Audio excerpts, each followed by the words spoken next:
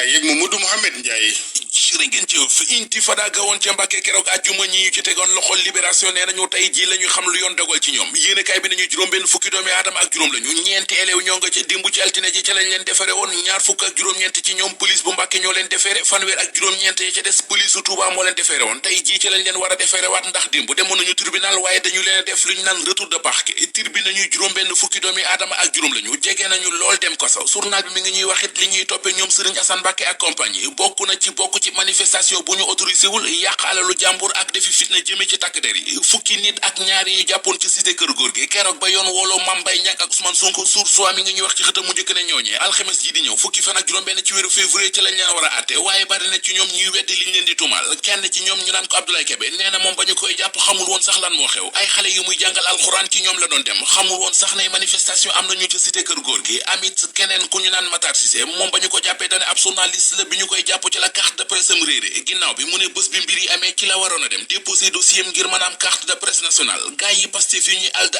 ak di leen jàpp ci réew mi témoigné nee nañu waa Pastef ñoo ngi koy naqarlu bureau politique national bu parti Pastef ñoo bind ab leetar kuréel yi xeex ak yelleefu doomu aadama ci réew mi ak société civile gi di ci ñaawlu ñu ne noonee la nguuru Macky Sall dëkkee waa kër Ousmane Sonko yi dëkk leen a jàpp ka tëje ka xoqatal ka toroxal ka fitnaal ka faat Vox Populi nañu leetar bu gudd la waa Pastef bind société civile bi di leen ca kalaame ni ñuy def seen militant yi li leen mitti ñoom waa Pastef ba tax ñu bind société civile gi Sud Quotidien nee nañu bokk na ci fu ñu fàkk bëgg faa defee manifestation ñu aaye leen ko boole ko heure bu ñu xëyee dégg ne am na kenn ci ñoom ku ñu jàpp leen journal L'Observateur téye ba mu dëgër ñu xooli xibaar bi mu xëyee ubbil yéenekaay bi déggoo mu di convention gi dox ci diggante Sénégal ak France jëm ci doomu Sénégal bu defuk léexóor ca France bu ko Sénégal soxla ñu andil ko wala doomu France bu defuk léexóor ci réew mi bu ko waa France soxla Sénégal jël ko yóbbul ko maanaam extradition yéenekaay bi nee nañu Sénégal pare na ci dossier ba France a ci des ministre affaires étrangères bu Sénégal di maître Aïssata Tall Sall porte na projet de loi bi keroog ca ndajem conseil des ministres ba woon ca kees léegi nag yéenekaay bi nee nañu président Macky Sall dogal bu Sénat bu France la ciy déglu